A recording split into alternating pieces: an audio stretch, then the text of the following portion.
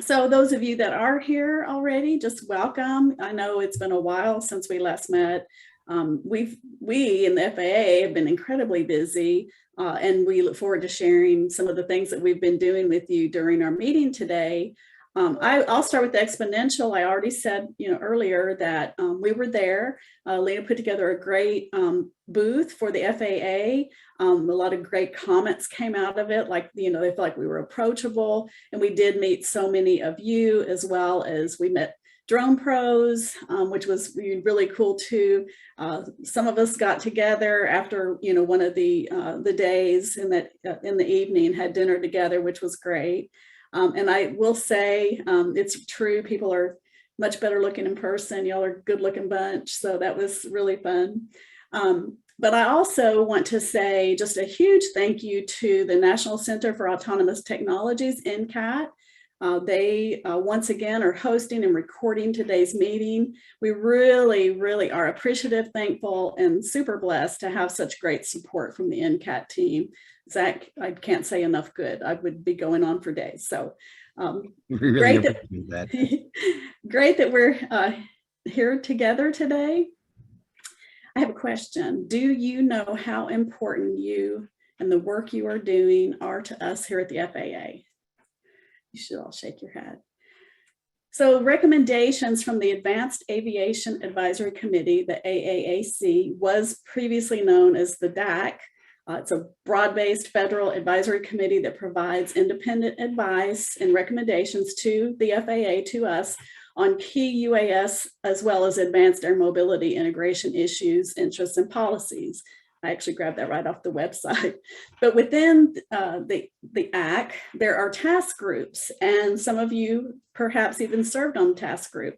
Task Group 12, their project was called Integrating UAS Operations into K through 12 Curriculum. This group provided a thorough, very thoughtful report and have given us a lot to consider. A finding was on the number of drone technicians and pilots that are needed to enter the US workforce in the next few years. By 2023, we'll need like 85,000 new workers, 2.3% of that year's entire graduating high school class. And I say high school class, this was actually given out, this data, at that recent STEM camp that I was talking about. And I think I have shared in the past, maybe not with you, but with groups, we actually even had, it was Dominion Energy had a new job posting for like a level 1 drone pilot, which is they have their Part 107. They needed very little experience, but they also had then that level 2 and level 3, which is where you all play such an important role. So, numbers are high, the needs for traditional aviation pilots, air traffic controllers as well. So we really do appreciate what you're doing. So during our last meeting, Zach, who co-chairs the UAS consortium team with me, or the consortium, is part of the NCAT team here today. He's running the slides. He discussed the Drone Pro survey results, and if you recall, that was needed instructors. We actually did a survey with them, and we had quite a few respond with, sure, they'd be happy to be adjunct professor and or, visit your classroom. And so that was super cool to learn about that.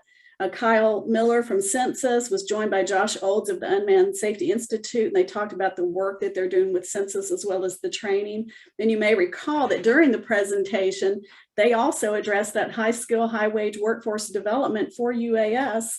And Dave Baer shared about the fastsafety.gov site. There's a lot of training courses out there that are no cost, and jump in there and take a look at what's out there available to you. Next slide. So also during the last meeting, Alina shared about the upcoming Drone Safety Day and the regional events. So she is on the agenda today. She's going to be following me, and then we'll also have presentations by Drone Up and Warren Community College. I've seen their slide decks, and I promise you, you're in for a treat. And then after that, I'll come back and talk a little bit about next steps. But now I'm going to hand it over to Alina. And hi, Alina. So glad you're here with us today. Yes, thank you so much, Diana. And hi, everybody. It's good to see you again. I'm happy to be here and so happy that the UAS CTI can meet all together again. So Drone Safety Day was June 18th. It happened this past June. And it was, I would say it was a pretty good success. We had over 40 individual events that were submitted on the NCAT website. And we could track all of those events. We did send out a survey after the date to get some feedback from the different hosts. And so we got some good feedback from there as well. But a couple of really great statistics. We had events from 13 different states. We had events in 2 different territories in the US and 3 countries in total. Those countries were the USA. I'm reading my notes and it says UAS, but definitely I meant yes, America, Nigeria and Chile. So that's really exciting that this is taking off globally. So happy about that. A couple of other statistics, so when we look at things like engagement rates on social media, there are a couple of numbers that are often bandied around. One of them is the engagement rate for Facebook posts.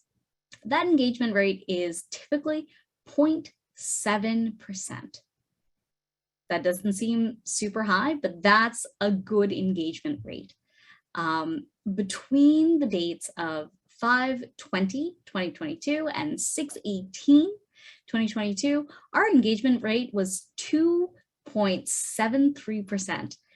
Again, it sounds pretty small, but actually it's very, very good. So I want to thank all of you who went ahead and posted, retweeted things, reposted things. Thank you so much for all of your help on Drone Safety Day this year.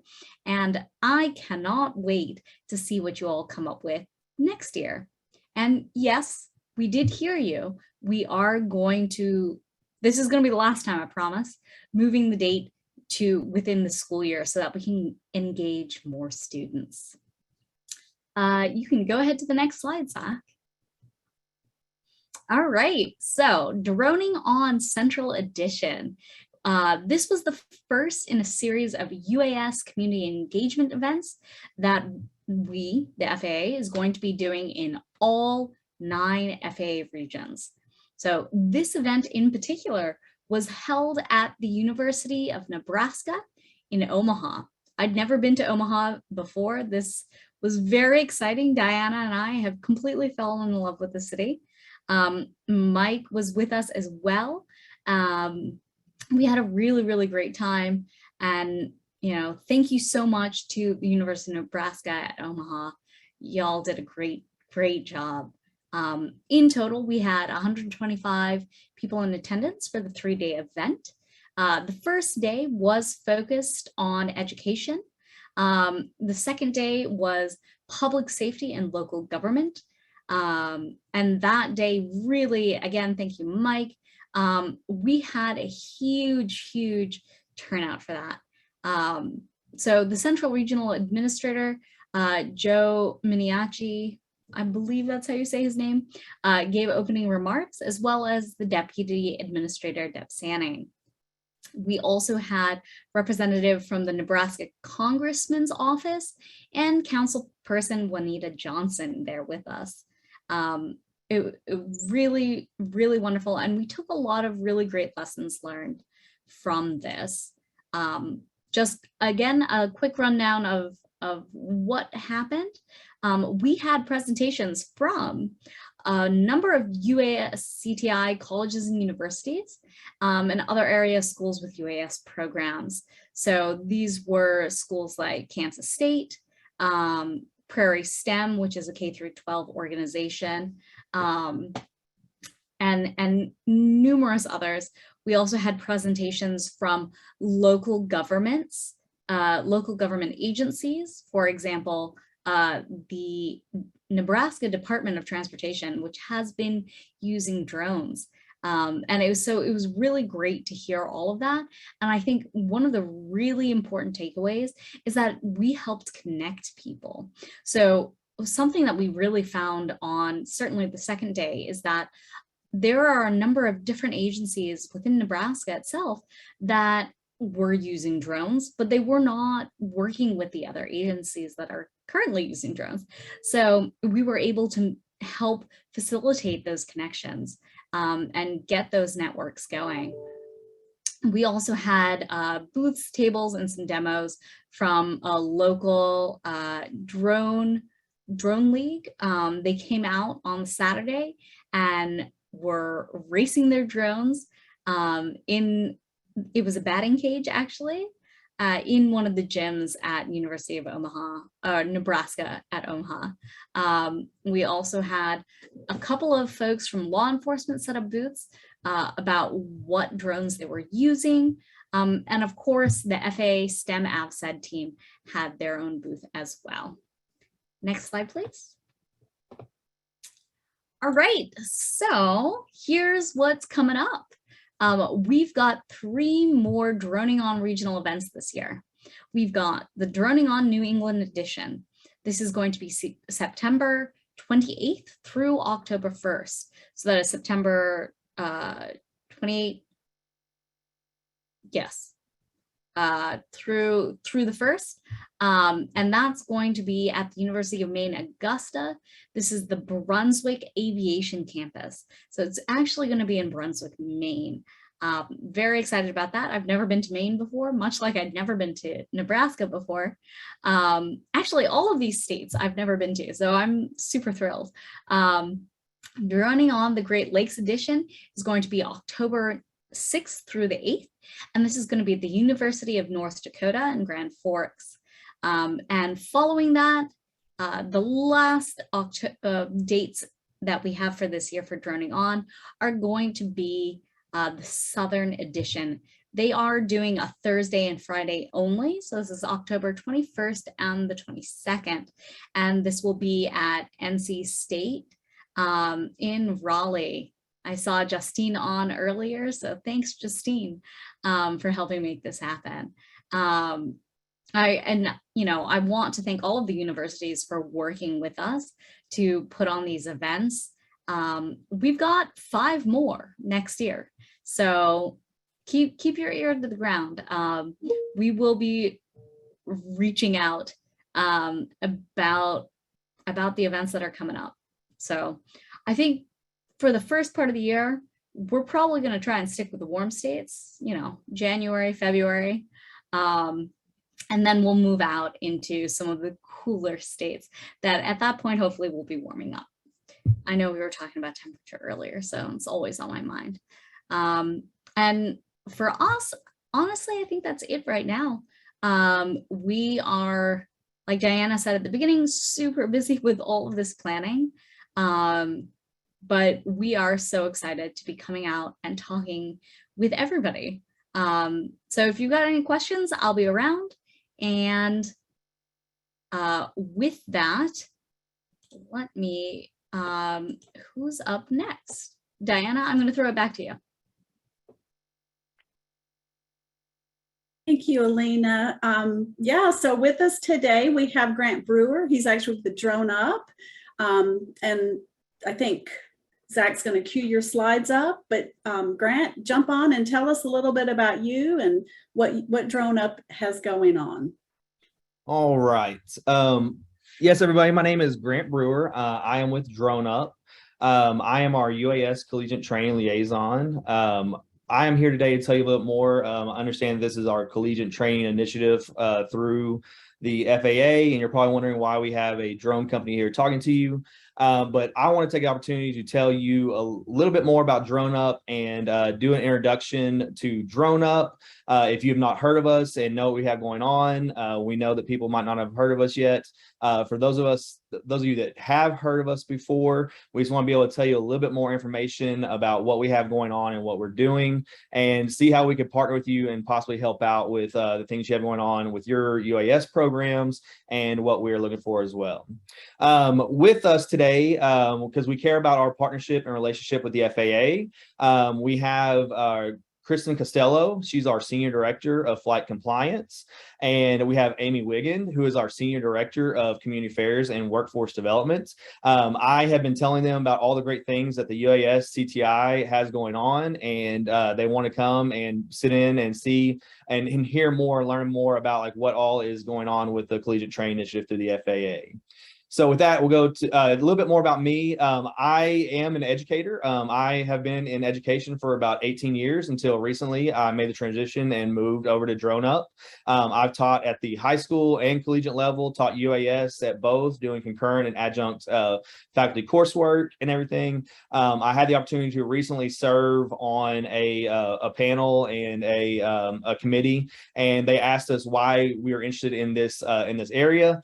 And one of the things, whenever we started a drone program back in 2017 at a local high school and partnered with a local college, was we always say in education and CTE that we are really trying to prepare students for jobs that don't exist. So one of my greatest accomplishments and one of the reasons I'm most excited about this partnership with the CTI and Drone Up is we are now creating the jobs that are out there that we have been training for. So these most recent years, Drone Up is looking to start hiring drone pilots, and we're looking to hire maintenance workers for drones and that sort of thing. And that's where a lot of these partnerships with the Collegiate Training Initiative comes into play.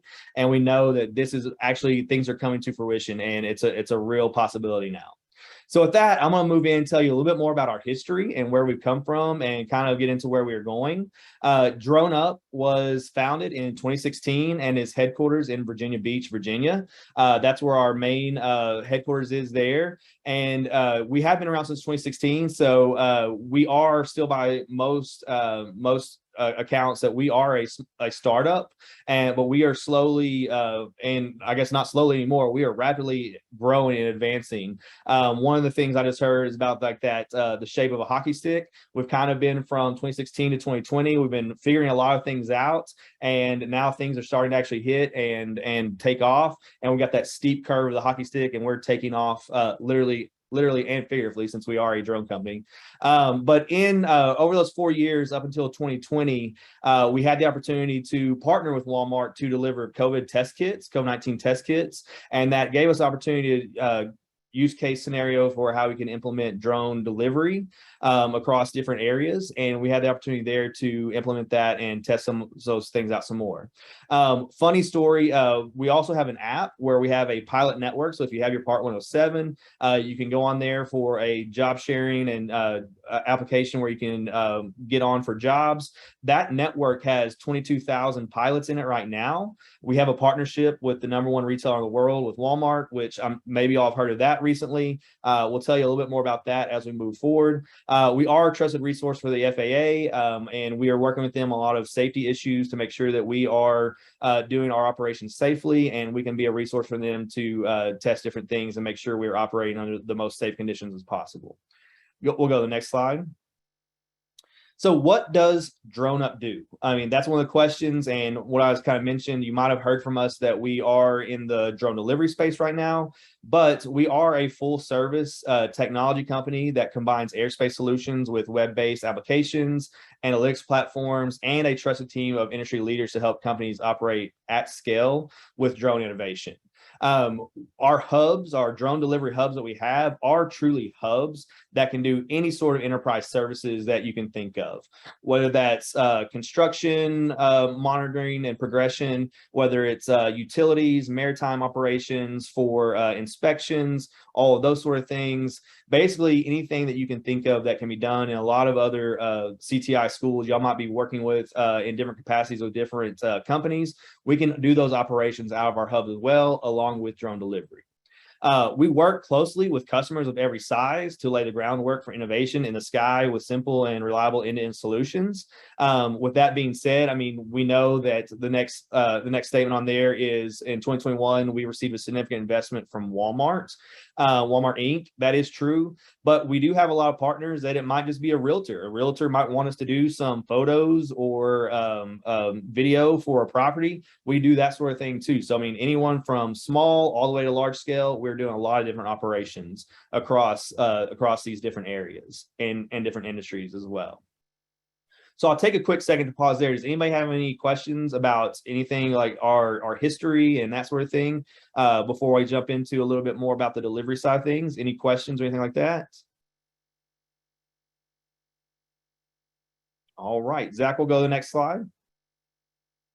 So our delivery journey, yes, that is one of the things that we are in the news and we are doing right now is delivery. Telling you a little bit more about that and what that looks like. So we have received a significant investment from Walmart here in Arkansas, where I am based out of. We have the first 3 drone delivery hubs in the state and in the country for Drone Up.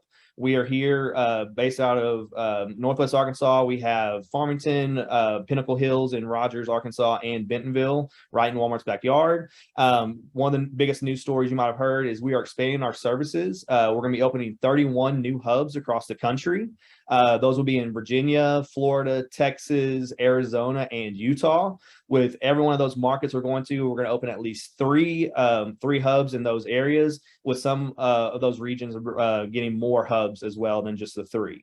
So we'll go ahead and go to the next slide, and I'll tell you a little bit more about the delivery and how it actually works. Right now, you'll go on. We have a website. It's droneupdelivery.com. We're hoping in the near future that we'll be integrated into Walmart Plus. So it'll be integrated with Walmart's online shopping system as well. What happens right now is you go to our website, you enter your address, and right now we have a capability of 1 mile, 1 mile radius from the Walmarts that we're currently located at and the ones we're going to in the near future. If your address is within that 1 mile, you'll be able to go online and shop through thousands of items that we have through Walmart. You'll place your order.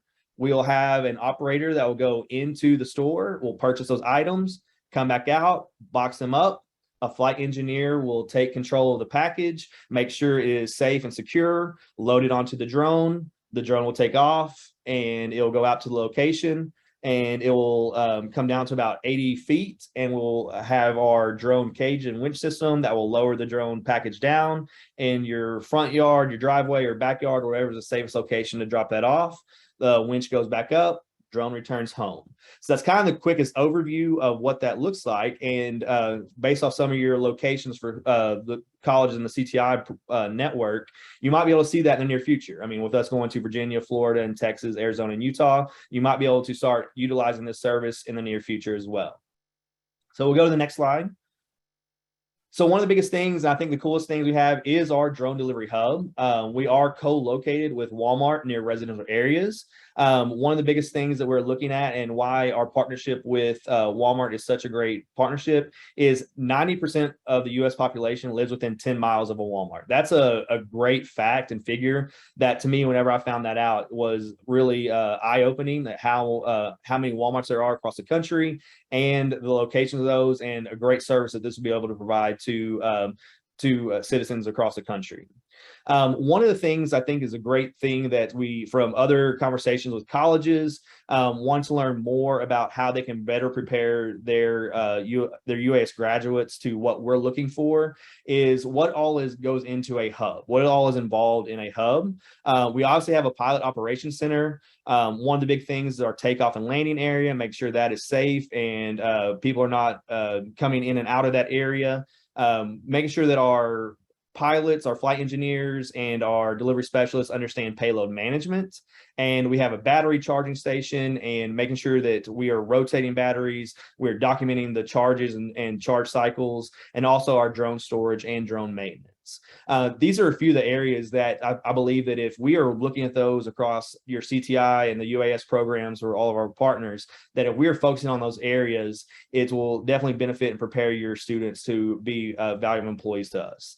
One of the key things that we are highlighting, and we're seeing that a lot of students coming out of recently graduated UAS programs, is the need for the soft skills, communications, crew resource management, making sure that they can operate and function in a team, and then be able to follow a lot of our comm cards. we have a lot of manned aviation pilots and that are in our network and within DroneUp as a company that have really given their insight to make this a safe operation and making sure we're following the safest standards for the FAA. So being able to make sure they can follow communications and effectively communicate to ensure that it's a safe operation is one of the best things we have that we're looking for in our pilots. Being able to work in a team, a lot of these pilots are coming out, they're used to being behind the sticks and it's usually just them, RPIC, but we have a lot of operations in place that we have communications and checks to make sure that we're doing everything safely and effectively. That's the main information I want to share about with our hubs and preparing our pilots for the future, like what we're looking for. But what we'll go to on the next slide is talking about a little bit more about what we're looking for as a company. I actually watched a recent interview with our CEO and our chief technical officer, and it's really funny whenever you start hearing a lot of other CEOs you'll talk to, they'll ask you like what the bottom line is or what's the most important thing to you, and a lot of them will be funding and the bottom line. It might be technology, it might be the drone, but really it's really unique whenever we have our CEO that goes on record and we have not just going on record, but even in personal conversations. The number one core value we have at DroneUp is people matter most. So making sure that people are the most important thing, and that we know that behind every drone operation, we have people there that are safely behind the sticks in case anything goes wrong. But the people behind that is what really makes this company work. And that's the most important thing we have in DroneUp is people matter most. Like I said before, we are a rapidly growing company. So I'll tell you on the next slide and share a little bit more information about what that has looked like. As of January 2021, we had 12 employees. January 2021, we had 12 employees.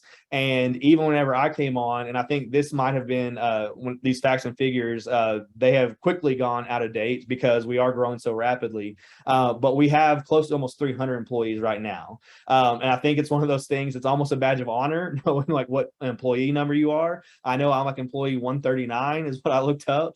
So it's one of those things that we are getting in and being part of this from the ground floor in this innovative industry and this innovative company. But over a 60-month period, it went from 12 to 200 employees. And with the rapid growth we're going to have for the 31 new hubs that we're going to open and filling that, we're looking from anywhere 300 to 350 new pilots, with also anywhere from around 150 visual observers to help with our operations to ensure situational awareness that we're doing those operations safely. So by the end of this year, when we hope to have those 31 hubs open, could be around 700 employees. So that quick, a year and a half, we're going to be from 12 to possibly 700 employees. Over an 8-month period, we had a 96% retention rate, which is great. Seeing that. And then also we have a diverse workforce. 52% of our workforce has been diverse, either by gender, race, nationality, disability, or sexual orientation. One of the things that's been great also is our veteran workforce that we've been recruiting. We've been focused on recruiting and training retired veterans. And also Virginia, where we're headquarters, they have designated us as a certified company for Virginia Values Veterans. And we love and appreciate our veterans and the experience they have, because it also brings a high level of expectations to the operations that we're doing. And they have that background in knowing what we're doing and the seriousness behind it. We've also, over an 8-month period, had a 20% promotion rate. 43% of those promotions were for diverse employees, and 31% of those promotions were employees from our Walmart hubs. And so what's even crazy about that is we only have 3 open. So looking for what we're going to do in the future and how that progression can continue to grow means there's plenty of opportunity for growth for individuals in the professional careers as well. So Zach, we'll go to the next slide. Oh, it kind of restructured. Oh no, so that's not great. What I can tell you a little bit, it got a little jumbled up whenever I think the transition from the Google slide over. Looking on the left-hand side is kind of career progression. We have visual observers, or actually delivery specialists. Those are the ones, whenever those orders come in, those people are going into the stores, they're finding the items within the Walmart stores, they're bringing them out, packaging them, and then they're handing them over to our flight engineers to load those onto the drone for delivery. We also have visual observers who are going out and making sure that our operations are safe at those locations for the delivery for situational awareness. And then we have our flight engineers. Those are the ones that are actually controlling and flying the drones, or they're not actually, it's more automated, but they're there for safety and making sure that they are controlling those. After that, the next progression up is shift leaders, who are also our flight engineers, but they're also shift leads. And more, we have 2 shifts right now, a morning and evening shift that come in, and they're kind of leading that up. And then you can work your way up to hub manager for a different store number, whatever that is. And then we also have market managers for hub operations in each region. And then they ultimately report to our director of hub operations as well. That jumbled that happened right there. All of these positions have a variety of different categories and different areas within DroneUp that they report that they have overlap with, whether that's learning development, enterprise drone services, regulatory compliance, research development, and testing implementation, and also our maintenance team. We have all these different areas that overlap and that these positions feed into and have a little bit of interaction with as well. So I think this is one of the biggest things to show you that whenever we start working with and hiring your graduates, they might come in at a different area as either a visual observer if they don't have all the necessary experience as a flight engineer. But a lot of those flight engineers we have right now were once visual observers, and they've been promoted within some within a month or two. Some have been 4 months, depending on that their background and history. Some of them are coming in as flight engineers and shift leads very quickly as well. But there is this natural career progression that we have that a lot of our employees are coming in and getting on that track very quickly. Zach will go to the next slide. So a quick highlight on a few of our employees. Bridget and Andrew, they're both Embry-Riddle grads. Bridget, this is her first job straight out of college, and they are quick to tell you about them being some of the original founding members of our Farmington hub, which was the first hub that we opened in the country. They have already been with the company for a little over a year, and they went from being flight engineers to, I think some of them have become shift leads, and now they have been promoted to other positions as well, and they are now regional training facilitators. Bridget is one of them that we talk about that she came from Arizona. And she came from Arizona, did not know much about Arkansas, had never been to Arkansas, but once she got here, she loved it so much that she wants to stay on as our regional training facilitator here in this area and oversee the training that's going to be continuing going on in our hubs. Andrew, he is a Embry-Riddle grad as well that came here, I believe, from Florida most recently, and now he's going to be going and working with our DroneUp Flight Academy to continue to train pilots that we're going to be hiring across the country as well. Haley is a unique story, and it's a great that shows you the career progression that is happening right now. She is actually little over 1 year straight out of high school. She is from a local high school here in Northwest Arkansas. She started off as a part-time delivery specialist at the Farmington hub, where she was going in and picking those items out and coming out and packaging them up. And she took the initiative herself to go out and get her Part 107. We helped her with that to pay for the training to go in and do that and get that certification. And she is enrolled full-time at Northwest Arkansas Community College in the pre-engineering program. And over this year, she has gone from straight out of high school to being a delivery specialist. And now she is a flight engineer, flying the drones, and is a shift lead. She had one drone class in high school. The high school that she was at here locally had the 3-level CTE program of study. She took one her senior year, and that class in high school, she wasn't able to get her Part 107 through the high school program, but she knew enough about it and wanted to go and continue on and do that. She went out and did that on her own. And she just went from the very entry-level position to one of our mid-level positions, and she's a great asset to our company now as well. So Zach will go on to the next one. With the idea that people matter most, this was a picture from a recent event that we just had. And one of the things I'm most excited about this is we are truly a company that is a team effort. This was from a recent event we had where we had a ribbon cutting in Bentonville, where we opened up our enterprise services to the community because they have all 3 of our hubs open. And this was a very unique event because we have in there delivery specialists, we have our flight engineers, hub managers, we have different VPs that visited, all for this event. And what was very unique, and I'm sure any organizations to say this, but one of my previous bosses I had, he always talked about, he had this tagline in his email, and he even had it framed. This is which was funny. He had this framed behind him on his desk was, if you are too big to help set up the stage, you are too small to stand on it. And that's one of those things I thought it was kind of funny to ever, like, I always saw that when we had meetings with him. But this event that we had last week, 100-degree temperatures, everyone pitched in and carried their weight, and there was nothing, pride was not an issue with this event that we had, and everybody pitched in to make sure that this event ran smoothly, and this event that had local, national media coverage there. We had the mayor there to help do a ribbon cutting with our Chamber of Commerce and Economic Development, and everybody pitched in to make this a once-in-a-lifetime event that we had here in Northwest Arkansas, and it was a great event, and everybody pitched in and did their more than their fair share of work for this event. And I think it just speaks to the whole people matter most and what's going on here with Drone Up. And it's not an issue of pride at all. Everybody wants to make Drone Up a success moving forward. Go ahead, next slide.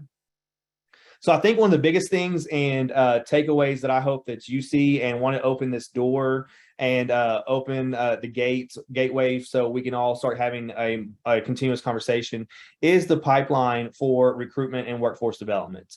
Currently, we are direct sourcing, building local talent pools through Chamber of Commerce, Economic Development. After that, they go into a screening process with interviews. And then we're also having regional hiring events where we're going in Virginia, Florida, Texas, Arizona, and Utah. We're hoping with this partnership and wanting to develop this and be a resource for all of the FAA UAS CTI, we want to make sure we're opening these partnerships with the future pipeline with high schools and colleges, because we know that whole workforce development funnel starts with the high school into your colleges, and then being able to directly hire those individuals as they come out of your programs and making sure that they are prepared to come work for us. We want to be seen as the number one company that you are sending your graduates to and getting your best talent and having them come be because we know they've been a great asset to you in your programs. We want to continue that and continue their careers with us here at Drone Up. So that's one of the things that I wanted to open that up. And just why we're here talking today is to develop this pipeline, this workforce development talent pipeline. Mo to the next slide. And that's why I want to open up if there's any questions or Q&A that y'all might have. So Grant, I got a question or two, and you can, choose whether or not you answer them. So looking at that, at the aircraft, it looks like one of Bobby Watts's toys, right? Is it a Prism? It is. It is a Prism from Bobby Watts. He is our manufacturer provider, and that we are working with them on our drones that we're using. So, I mean, I think that's one of the great things is we are supporting American-made companies as well. That is absolutely great. And with that 1 mile restriction on there, is that more along the lines because of line of sight? I know those Prisms are pretty large, so you can get a little more distance than, say, a Phantom or something, but... It is within line of sight, and I believe it is just to ensure, and I think our partnership with the FAA to show that we can do this operation safely. I think that is the thing right now, just showing that we can do safe operations and help out the best that we can. Okay. Are any of the and anybody else can chime in at any time. I can ask questions all day. So, are any of the drone hubs that you got going on there, are they in any of the Lance enabled airspace, or are they all Class G? I'm not sure at this point because I don't know if we're have exact locations yet. I just know the areas and markets that we're going to right now. Okay, great. And the last one is actually for Amy. Amy, you are a moderator on some of the Facebook groups out there, aren't you, for commercial drone operators? I am, yes, sir. I thought you seemed pretty familiar, so all right. Yeah. Am I in trouble? Those groups are fun, aren't they? They can get interesting. Yes, sir. I see that Donald has a question of where you're going to expand to next. Do you know? As of right now, we are going to Virginia, Florida, Texas, Arizona, and Utah. we are focused on getting them open, and that's as far as our plans go right now. So that's the best that I know. And also, Amy, with you here, Kristen was here, Grant, I'm not sure who else from Drone Up, but we have a big challenge. Next Drone Safety Day that you all just heard about. Oh, wouldn't it be great to have like, demos right in the Walmart parking lots, because they are everywhere. To have just a national way for Walmart with Drone Up to get involved in Drone Safety Day. It's been a dream, especially when the people we work with, that we'd love to see that happen. Please tuck that under your cap. Absolutely. 100%. Yep. Keep us posted. Alina, we met at AUVSI with Vic Moss. Yes. It's nice to see you again. So yes, You please too. keep us updated on those dates as soon as you can get them. The further out we can plan, the better, but we would love to participate and submit to be a part of that. Will do. Thank you so much, Amy. Thanks. And then Tim Quick's asking about how many deliveries have you made? Do you all have numbers yet? I do not, because I'm not on the operations side, so I'm not exactly sure that exact figure right now. All right. This is great. Thank you so much. I mean, it kind of ties in with the opening about how many jobs are going to be out there, and we will definitely, send us information, and I'll send out to all the CTI schools when you have openings, needs. You don't hesitate to reach out to us. Yeah. And Wing had asked another question there. Are drone-related remote work opportunities for students that are not currently in your service areas? I guess I'm not sure I'm following that, like what he means by it. Yes, So there I'm are. guessing- Yep. Yeah. There are. We actually just had a remote internship. So those would be, circumstantial, obviously, but absolutely, yes. So I would say just keep in touch with us, send us an email. You have our email address. I don't know if that's going to be reposted or reshared, but absolutely. Also, I was just going to mention through our enterprise services side, it's not with Drone Up Hub delivery, but through our enterprise services side, we do, if they have our app and you're a Part 107 pilot, we use contracted pilots for, various work if pilots have the experience for that.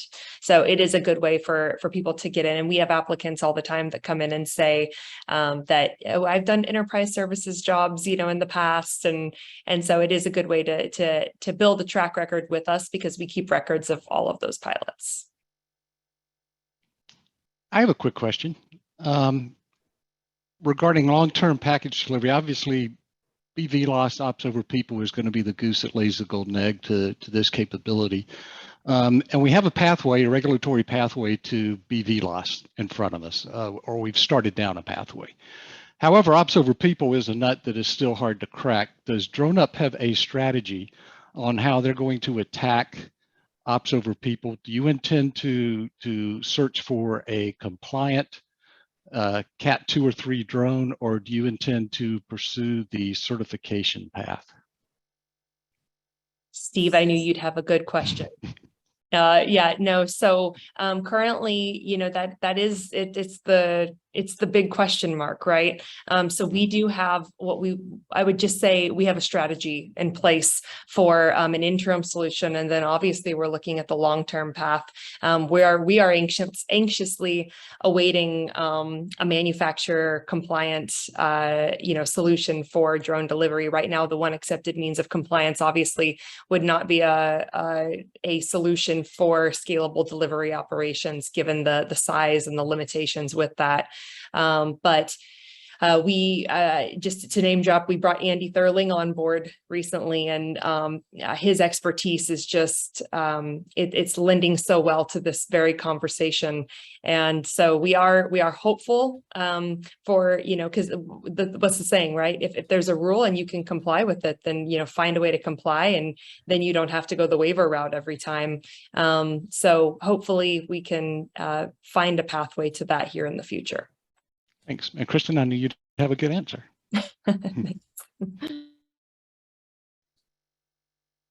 All right. And we'll have, I think, a little time once we finish up today's agenda for other questions. If you all can stay on, that's great. If not, we certainly understand. Let's go ahead and move forward. I wanted to, our next speaker is actually someone most of us know, Dr. Will Austin. Will is actually, he has served as Warren County Community College's president since 2003, where they've experienced huge growth. He's even been awarded for that. He was also recently awarded, I was really proud that he is AUVSI's Member of the Year, and that award came out when we all were in Orlando at Exponential. So congrats to you on that, Will. But to tell you a little more about Dr. Austin, he's led development of new academic programs throughout the state there in New Jersey over 2 decades. He has a nationally acclaimed veterans program known as Viper, which was featured and endorsed in media as diversified as Fox News and PBS, and a new program for unmanned systems. And just something to think about. We are also looking at hopefully creating, working with the VA, a UAS program. Excited about that possibility. He chairs, I'm sure, many things, but he's the national chair of the American Association of Community Colleges. And, you know, I think that may have been when I first actually met you, because that's when we went, if you recall, those of you that were early participants in the program presented to a large number of different associations about this UAS CTI program, the newest of the others. So with that, Will, I'm going to pass it off to you. I think you wanted to take control of your slides. So thanks for being here with us. And also, Donut, we really appreciate you being with us here with us today. All right, can you see the slides? Yes, sir. Okay, great. All right. Yeah, these were just too big to send. So I'm going to talk to you a little bit about our program. Obviously, you know, let's deal with the elephant in the room for higher ed people. I have been the president here for 19 years, and I run the drone program. So my paperwork and my use case arguments aren't really that hard, because I just have to look in the mirror and convince myself. So I tried to set this up as, how would you do this if you weren't the president? So I'm going to try to approach it that way. I'm going to give you a little bit of sense of what we do, but none of this is really about Warren. I hope this for you is about ideas that you can steal and do something else with. So we came upon this a very weird way. We were looking for degrees for the future in a lot of ways, and that's how we got into UAS. So I happen to be lucky enough to chair our AACC's Pathways Commission for a year, and work with you know, Columbia and Davis Jenkins, and people in community colleges know this. But I never liked any of those ideas about pathways, so we came up with our own. What if we would take all our degrees and figure out entry points for everybody on the left-hand side, whether you were a high school graduate, which is traditional, you had some credit, or even had a master's degree? How could we get you in here? And if you had degrees, maybe you needed to go to credit route, maybe you needed to go to non-credit route. We should have certificate building along the way. We should have associate degrees, but there should be some kind of thing that exists for the employer out there that isn't just a Warren degree at the end. Because how do I differentiate Warren's degree from any of the other 1,000 community colleges out there? Is it, well, I guess I can come on here and say we're great, but what does that mean? It doesn't mean anything. So how do we get licenses or credentials there? So we attacked it through UAS first. And this is an older slide, so you'll notice some older things. And we've literally had people from high school through their masters. We actually had one person with a doctorate after this was made come through this program. And originally we thought we were just going to do Part 107 stuff, pilot certifications, but it kind of grew from there. So we started to figure out, how can each class, could we give someone an industry certification, or give them as many industry certifications as we could? How would we give them some kind of credential that would matter academically? Would we have a degree, and what would that look like at the end? And then we'd have learning outcomes, which our accreditor would require. So we look for ways. So in our 105 course, we want you to have the Part 107. In our 106 course, when we started, we wanted you to finish with an approved night waiver. Now the students are learning how to write BB-LOS waivers. So that's obviously grown as things have gone away. When you take the GIS, we want you to get as many ESRI certifications as you can. When you take photogrammetry, we want you to have PIX4D. And when you take the capstone course, we want you to walk away as an AUVSI trusted operator, and even as an remote pilot instructor. We want to get you there as well. So we wanted to do that. We wanted to have special tracks for educators because we knew K-12 educators would need this. And we wanted to have special tracks for people from business who already had a career to come back in and get retrained, law enforcement, transit, anything out there. And we wanted to make sure we could differentiate ourselves and say, all right, it's just not us sitting in a room making this stuff up. How do we tell you what we're doing meets some kind of thing that makes logical, standardized sense? And we did this by becoming an ASTM certified provider, AUVSI training provider, getting FAA certifications. So at one point we held daylight operations, operation over people, and BVLOS. So we can train our students in all of those. And some of them have disappeared. And then of course the Collegiate Training Institute initiative we're doing here with this. So once we had all the ideas and we knew what we want to do, then we needed funding. Warren is a very small rural college in Northwest New Jersey, nowhere near any turnpike exit, nowhere near where most people ever go. It's really good for fishing and hunting and farming, not a lot else out here. And so it's a very small college. It's a very small budget. I think when I became president, we were somewhere around $12-15 million a year we ran on. 20 years later, because that's my background was in strategic planning and efficiency, I think we run on $9.5 million. So we run very, very efficiently here. So we don't have a lot of excess capital. So we needed to fund this. We need to fund aircraft. We needed to fund other robotic systems as we got into uncrewed or robotic drone systems. We knew we didn't have these labs. We had to build them. We didn't have anywhere to fly, so we had to build that too. And we didn't have anybody to teach this, and that was the hardest thing of all. I think we're still struggling through that one. So we had to figure out a way to fund these ideas. We began kind of with minimal funding probably when we started the program in 2018, but in 2020, when everybody kind of went and hid during COVID, the other person who worked with me in drones at the time, there were two of us, neither of us wanted to stay at home. So we just went to work and we just started writing grants and figuring out ways to raise funds. So basically since last year, we've been spending about $4 million.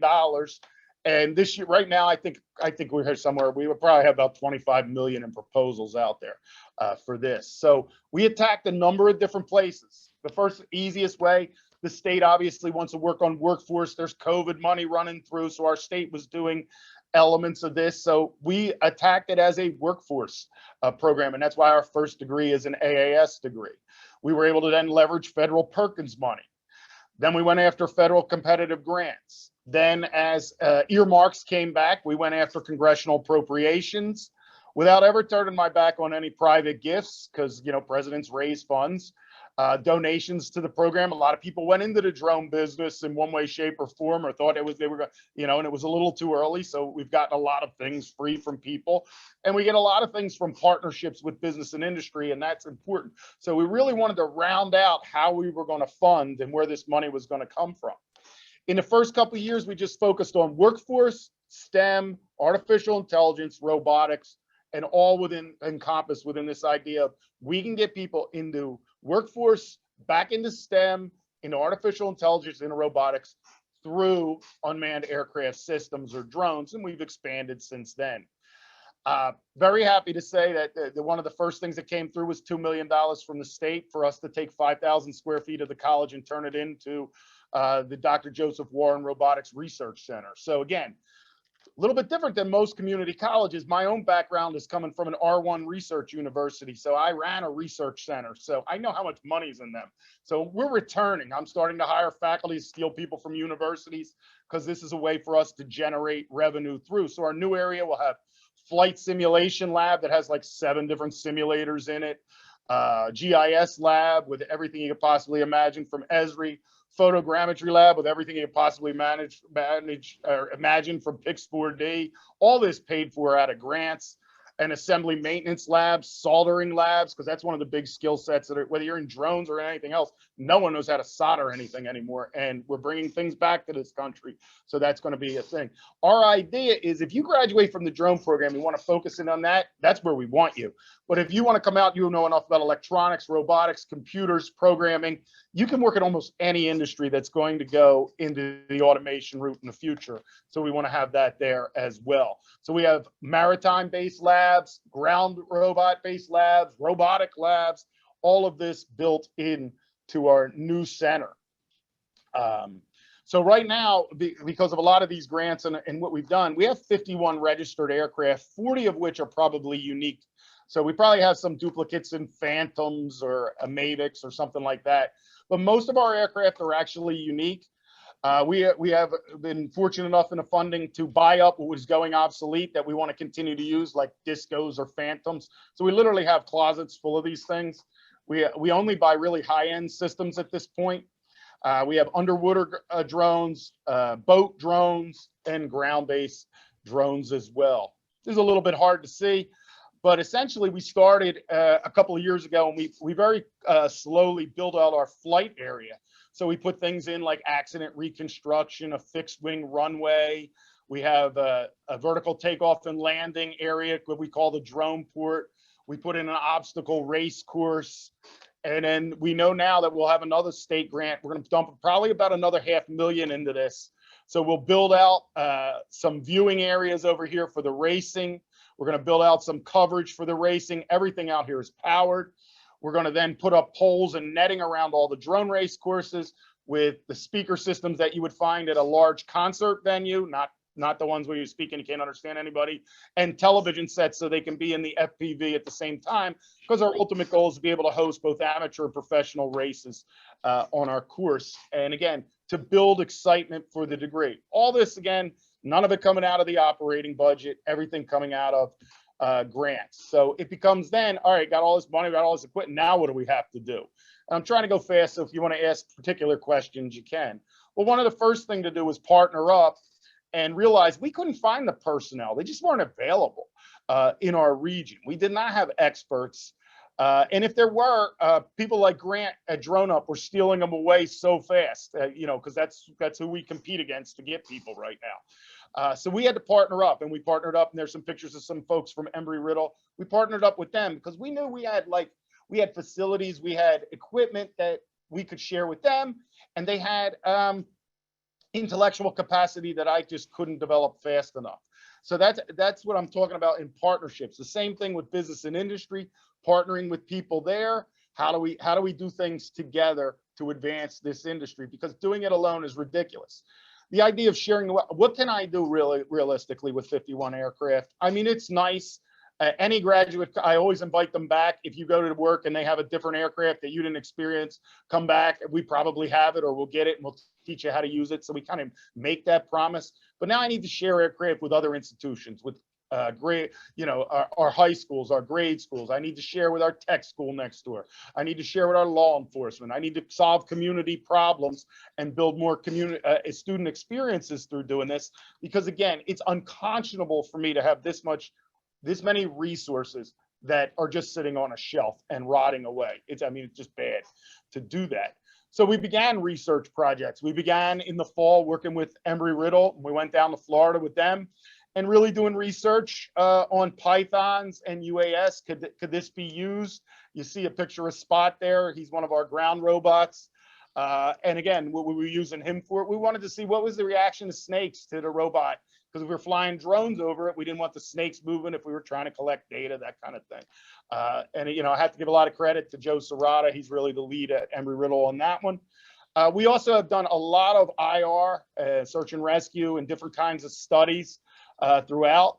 We really have begun getting into what I call water studies. So this summer, we spent a lot of time working on algae and milkweed. And during COVID, when it was hard to get students into the classroom, we wanted to get them more experiences. So we spent the summer kind of doing a lot of farming stuff and farming research. And that provided us quite a big dividend in the form of one of the 89 congressional appropriations or earmarks that went to community colleges this past year.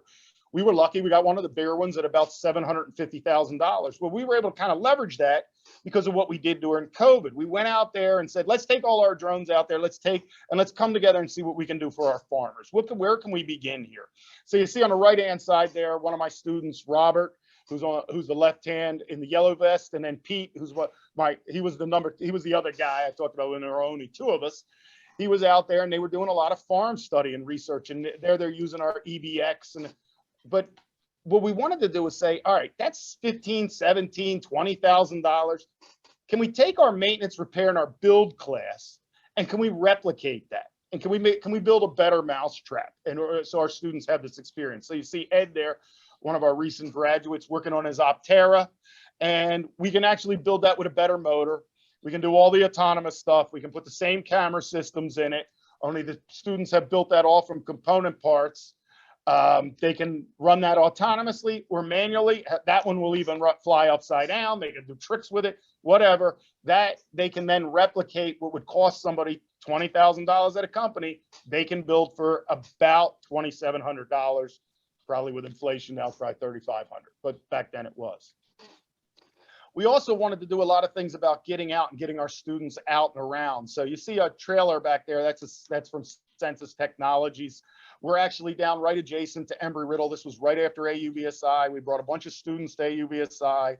Then we went over and we got our 2 students and our 2 faculties together and did some AUVSI top training, a lot of exercises, and really shared equipment, shared expertise, because we want to give our students as much benefit as possible. At the same time, we're able to do quite a few things in BVLOS here, which really is part of these partnerships. So our top one, I don't hold that. We hold out of the 125 waivers, I think we hold 2 of them. One is held by one of our adjuncts who actually works for the FAA, and that's in remote split operations. And Riddle helped him. He's a Riddle graduate like I am. The professors helped him kind of develop this. So students can fly in a remote place, and we have permission from the FAA to do this. And he can be at home, and if there's something goes amok, he can take over that drone. So we can now kind of teach practical flight anywhere in the world, basically, anywhere that we can get those satellite signals. And we do that through UGCS, and it's a wonderful program. We also, working with Census, have traditional BVLOS training. So right next to the college, we fly BVLOS, and we have permission from the FAA. So we're able to show our students, we're able to get them the experience doing this so that they know what this is. And all these flights over people for us, BVLOS, night operations, this is all about safety. It's not really about flying BVLOS. We're not delivering anything. We're not, so we're trying to prepare students, and it's always about, okay, we have this waiver and we can do it, but can we accomplish the mission without ever really doing that? Do we really need to fly over people to do this, or can we avoid that? So for us, it's always about making a safety case and getting out there.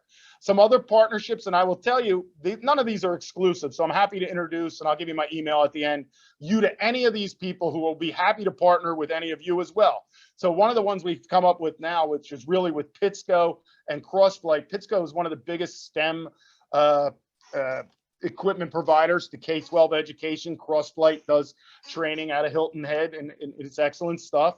They've come together. They want to work with community colleges and train K-12 educators. They want to partner up. So Pittsco does all of the kind of marketing. Crossflight does kind of all the training, product development, and then together you do the work. So they have someone in every region around the country, and we're the first to go through it. So we were the guinea pig, and we're working through all the bugs for you, but they want to partner with everybody. And, I have no problem with, you should make money. This is a money-making thing. It brings students into you. It trains teachers in your area. So where do you think the teachers are going to tell their students to go to? So it builds your enrollment, and that's the idea there. I can't say enough great things about Census and what we've done with them. We kind of like the money helps us stay on the cutting edge with them. So when they have a new idea or we have an idea, we're able to work with them in the Centero and say, how do we integrate this? And let's do that. So it's been a great partnership. ParaZero helped us with the flights over people, the parachute. They're very generous with us. They do research for us. We help them with their product. It's been great. Fit for Basic is a local company for law enforcement training. So we're, again, able to get students in here and leverage those partnerships for revenue generating properties. And, that's always great for the president, but it's very great for the president to hear that you're generating revenue with your program as well. And then, our premier partnership, without doubt, the one we've gotten the greatest benefit with them. And I know they'll partner with many other people, and there are people on this line I know they're partnered with, and, we're writing grants together with them and some of the people on here as well. It's been a great partnership. I talked a little bit about the Python research. So you see Spot there. There's Joe Serrata. He's really the one that came up with this idea. We're able to, again, share equipment, get down there. This one was so big. you know, and kind of knew it. You knew this was one of those ones that the story would just take off. A number of the websites that carried this story, and my Siri wants to tell me to shut up. A number of the websites that published this story, they all sent me a thing at the end of their year, and they said it was the most read story of the year, because it's kind of gimmicky. There's no doubt about it, but it's important research for what's going on down in Florida, and for community college to be part of that is an excellent thing for us.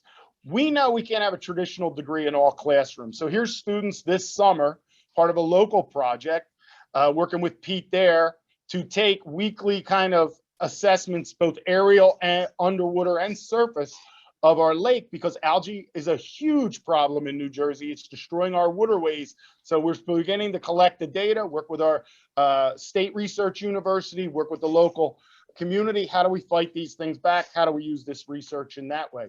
That's a great thing for the students, because we know you can't learn enough. It snows in Warren County from Halloween to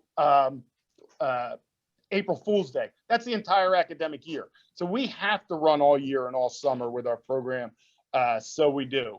So we created a degree with options that we continue to grow. So at first we thought, okay, we're going to train pilots, but then it became real apparent that over time, sticks were going to be less important than autonomy in my mind. So we moved into, okay, let's figure out how to fix things and build them. So we did the maintenance.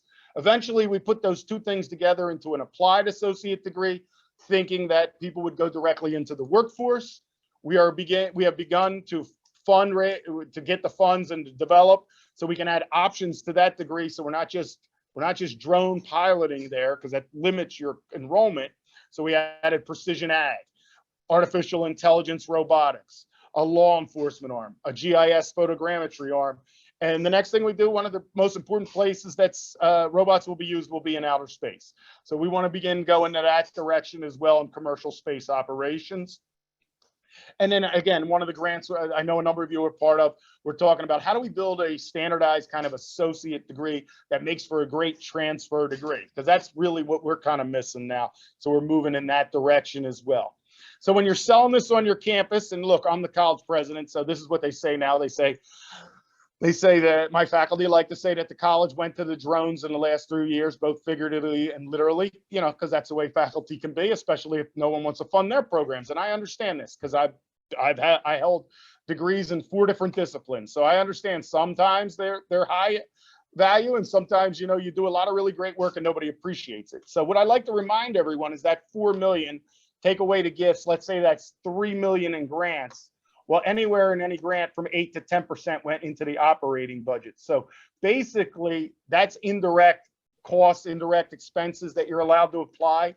So when you're going after these things, you got to remind the institution, the administrators, you get to keep 10%. So if it's 3 million, that's 300,000 to your budget that you can spend on whatever you would like, I guess, in essence. So there really is a kind of revenue generating resource here, and there is a lot of funding available. So where will we look for funding in the next year? I will look for funding and looking at the world's problems, because this is what they're going to fund. Think about the grain shortage in the Ukraine. Think about the supply chain. Think about all the issues we had. Food. We are going to concentrate a lot in agriculture, a lot on food. I also think about not only the milkweed, the algae. Look at Lake Mead. The water is gone. Water is a huge issue for this country. There will be water. Drones can solve them. You can fund your program through this. We won't do this in New Jersey. It's too crowded. But if I wasn't in New Jersey, I'd be looking at delivery, logistics, all of these things, driverless vehicles, that kind of thing. STEM, you know, everything STEM we go after. We use drones as kind of the mechanism, how that will bring young males back to education, because they're used to playing video games. And then the A of the STEAM, for us, that's all 3D design. Then defense, and ultimately we want to move to space. I go back to the certifications. I know this is an older thing. Keely would probably kill me if she saw it, but it's older slide deck. So I wanted to just say, we are recertifying next week in AUVSI top. I think that still helps us differentiate our graduate. I think it helps us develop really good practical flight assessment and practical flight training for our students. That kind of sets them a little bit apart. So we want to do that. I'm happy to share specifics. I'll give you copies of my grant proposal, whatever you want. I'll share anything. You just have to send me a note at will@warren.edu and give me a couple days to get back to you. And happy to take any questions. I mean, that sounds like an offer you wouldn't want to refuse, right? Thank you so very much. What an energetic and great presentation, and really, really good things happening around Warren. Thank you for all you do. As I mentioned earlier, you help, serve on different committees. It means a lot to all of us that you're doing that. So let's take questions in a minute. I want to finish with this last slide, a couple slides, and then we'll open it up for questions to Will and any of the others, just to get through so that we're not here too late. So what's next? Some of you have been serving on a work group, and we call it the FAA ONET. At one point it was BLS for the Bureau of Labor Statistics. But you may recall at our very, very first meeting, those of you that were with us, the concern was for the lack of job data. And so not long after that, we met with Department of Transportation, DOL, DOE, and ONET about what we could do. And we kind of picked that low-hanging fruit to modify 5 job classifications. And that success was the good word spread, so to speak. And Dr. Wing Chung, who's here today with us from Palomar College, he chaired the committee or led the group through this process. We've presented to NASA. They wanted to know, how did we do it? And then others as well. And our group, we knew from the beginning that we still wanted to look ahead to maybe creating new jobs so that, again, that data could be created. So I actually just sent a message out to the work group. Most want to remain on the committee, but we can open it up to others who may want to participate. And also, we would like to have a chair of the committee. Wing will still be with us and part of the team, but he said, he wanted to spread the love. If you want to chair that committee, just send a message to me. And we don't need anybody really to say now whether they want to do it or not. You can send a message or you can post in the chat. The same with the droning on regional events. If you'd like to present or set up a booth, you saw the next 3 coming up. You can send a message to Alina or myself, and we will be sending messages to you all individually in each of the regions to also request. So you'll hear more from us, but just be thinking about those dates and that event. Also, if just like having Dr. Will Austin here with us today from within the CTI, if you'd like to share what you're doing, we'll give you the opportunity to do that, not only during this meeting, but we have Connected by Drones. Alina does the Droning On series. There are other opportunities, and anytime we'd be happy to have you come and present. And then also future webinars or topics that you'd like to hear about, maybe from the FAA or industry, just let me know, and we will get with those, to whoever to get them in and speak to the group here. And then next slide. NCAT, like I said, they've been so good to us. I want to really promote an event coming up. I'm going to pass it over to Zach Nicklin. Zach co-chairs the UAS CTI Consortium, which is the 2-year in technical colleges, along with industry, local governments, and we'll have a consortium meeting hopefully in the next month or 2. But Zach, tell a little bit about this event. Yeah, absolutely. So this is an Experience STEAM event. It is being hosted at the Mall of America in Bloomington, Minnesota, which I believe now is the 2nd largest mall in the world. I think Canada might have passed us with one of their malls, which they've got to have something to hang their hat on besides maple syrup, I guess. But from the 10th through 14th of August, we are hosting this STEAM event. It's going to be a STEAM carnival. There are professional development workshops. There are summer camps. Other NSF funded projects are going to be a part of it. There are industry folks that are going to be a part of it as well. I believe Drone Up has a role there, and then possibly Flight Test and a few others. Too many to name really, but 100% free to come and be a part of it. For some of our workshops, we're offering professional development funding to help offset costs for travel there. If you happen to be in the somewhat local area, you can just register and show up. I put 2 links in the chat. One, we just want you to come out there if anybody's available, anybody's out in the area. The other one is if you got time and you want to, I did send a link out as well for volunteer sign up, because we're always looking for folks to help out. This event will be spread out throughout many places in the Mall of America. If you haven't been, the Mall of America, I think is about 5 levels. I try and stay away from there usually. It's about 5 levels. It's got an amusement park inside, movie theaters, restaurants, all kinds of stuff. It's a huge, huge place. And so there's lots of stuff, everything from walk through events. You just happen to be walking through and want to try to fly drones, or they actually come fly ROVs, underwater ROVs. There's opportunities like that. So like I said, huge event. If you want more information on it, I'd put those 2 links in the chat. The one that just says Experience Steam is the one that's kind of about everything. And then the volunteer sign up one is pretty self-explanatory. And since I got you here, with the droning on that Alina and Diana will be doing in October here in Grand Forks, North Dakota, which is right down the road from us. The first 2 days of that week, there is actually the Grand Forks UAS Summit. It's been going on for, I think, almost 20 years now. Lots of great participation from folks in the area, from General Atomics and Northrop Grumman and the local military and you know, drone service providers, all kinds of different folks there.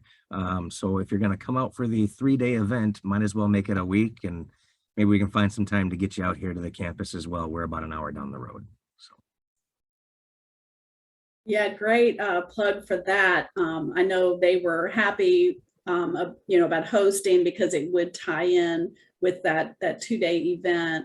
And I do know there's other things going on. Unfortunately, it's hard for everybody to have dates that we can all be available, but we really hope that you'll join us at these different events. And yeah, so next spring will be the remainder of the early spring into right at the beginning of summer. We're going to try to keep it in the school year. And so let me now just open it up to questions. If you're interested in being a part of the ONET FAA, which ONET is again part of that Department of Labor, please let us know. And you can post in the chat or you can send me a message. Also, if you want to participate in anything else, we'd love to hear from you. But right now, any questions for our presenters?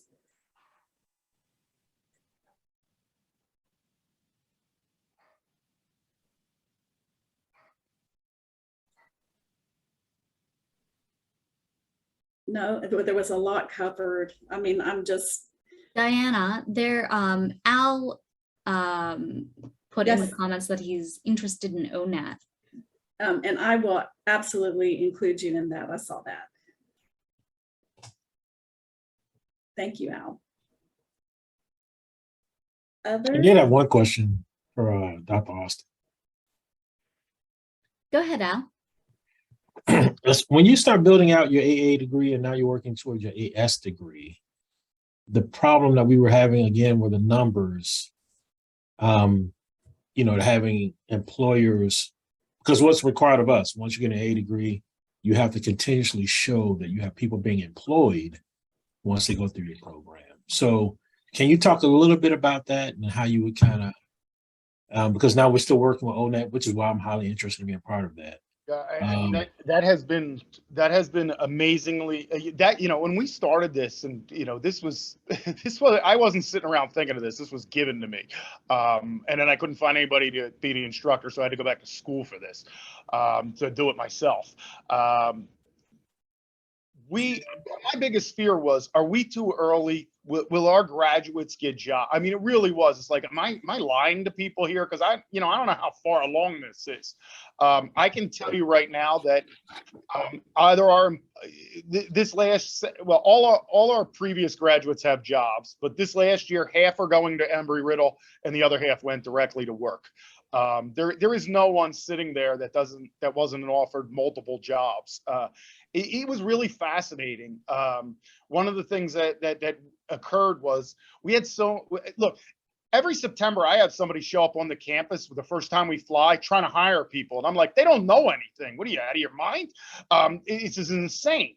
And they're coming from all kinds of different companies. So they're larger companies that are coming in, government contractors that are coming in, local surveying companies. So what we began to do is at the end of every year, I have what I call the reverse career fair. So, you know, you've been to traditional higher ed career fairs. The students walk around with their resumes and they basically beg for a job. Well, this is different. The students sit in the audience and the employers come in one at a time and beg for them to work for them, because that's how bad the glut is around, at least us up here, of people who want to get in or want professionals, but they can't find anybody. So this has been the easiest thing. So we are hopeful to have this coming year somewhere in the area of about 35 graduates. And we're hoping with our new center that we can go up to about 100 students a year. So we know that we can get the students if we differentiate the degree enough. If I stuck with just the AAS, UXS degree, we would never grow to that level. We need some space. We need some people who want to work in law, but we know people want different career tracks. So we want to just get them with the robots in there. But in terms of employment, yeah, that just isn't an issue for us. And it was one of my biggest fears. And the jobs for 2 years, I mean, the lowest paid one someone was offered was 65. And some of the jobs were upwards of over $100,000 for a 2-year degree. I've never been part of any kind. I mean, I've put a lot of degrees together over the years. I've never seen anything like this. How long that lasts, I do not know.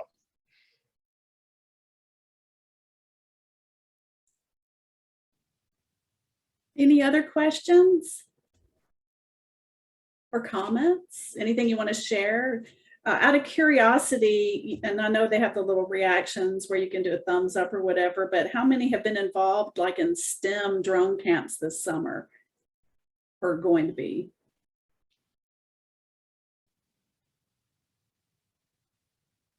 Cool. Wonderful. We're hoping to build out a program focused more on K through 12. We have the STEM AVSED group, but within our integration office, really tracking what's happening in our world as far as UAS. We hope to have similar type meetings with faculty and make sure they have the resources that they need. Connecting them up with you all is super important. Actually, that kind of leads me to another question, Diana. How many of your schools, have partnerships or are working with local high schools or other K-12 schools? I know that when I was in high school many years ago, we had a partnership with a local community college where you could take college classes for credit. I'm curious, how many of your schools do something like that? All right. That's actually quite a few. Yeah, I think with that TG12 group, some of the recommendations were firming up a lot of those partnerships. That was an awesome group to work with Paul Shue and Brad Hayden and David Messina and a few others. But I think that's part of that recommendation they put out is really being able to firm up the industry academic and the higher and lower academic partnerships. Firming up and just having that means of tracking, again, so that we know who what school, what colleges are working with those. I think that's important. We can talk about it, but to me, it's always good to know, who is and where can we expand. And so again, hopefully you'll hear and see more about that. Absolutely. And Zach, that was exactly getting to my point. I think that these kinds of programs are really beneficial to the students and the schools. Kathy, I just saw your comment in the chat. That's sad. Is there anything that we can do to help convince your administrators to bring that back?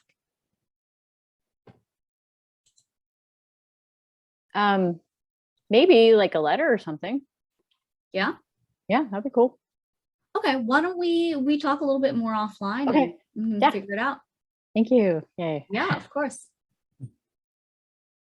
And for those of you who don't have programs, working with local high schools, even middle schools, let us know what we could do to help you. If it's something like letters, just of encouragement, or, we can figure it out. And I'll say from NCAT's side that if you're stuck on what to do, or if you don't maybe have the equipment for them, things like that, we do have our loan locker. We do have curriculum for the stuff that we do. We even have the train the trainer program for some of our drone tech, which is what we do our K-12 outreach through, and our educator workshop through. It's simple process to go onto our website and pick 20 telos from the loan locker and be able to use them for a month or whatever it is. So please do. I actually saw a few of your telos when I was visiting with NC State, as we were planning for this coming fall. I see Justine and Tom are both here. I don't know if Evan was here today too, but yeah, we got to see them. Yeah, Justine had reached out because she was just having some issues getting some in on time. I guess they came in late. I guess she can speak for herself better than I can. But yeah, we were able to turn them around and get them out to her, and so she could have them for the camp. And I think we just put them back in inventory here a couple weeks back. So I love a good checkout system. That's great. Alina and I also, when we were, I think it was at Central, where there were a few high school teachers there very interested in learning more about drones and how to put them into their high school. So the interest is there, the thirst for knowledge, and those that are really following what to expect in growth in this field. We want to make sure that, just reach out to us. We'll always try to connect you up with, people that can help you out. And we'll do, of course, as well. We have some of our support center. Mike O'Shea's here today, Steve Pansky. There are public safety, public aircraft operations. And again, Steve Farrow, you saw him earlier. I mean, we work together as a team. There's so much that we're trying to accomplish. We definitely are busy, but I bring that up because we've been so busy that we have some much needed help that's going to be joining us. And Venus Thompson is actually in the group today. Venus put you on the spot. She'll be coming over to our outreach and engagement group, and really will be focusing on the CTI program. She worked with in the air traffic CTI program a few years back. How long ago was that, Venus? And say hello to the group.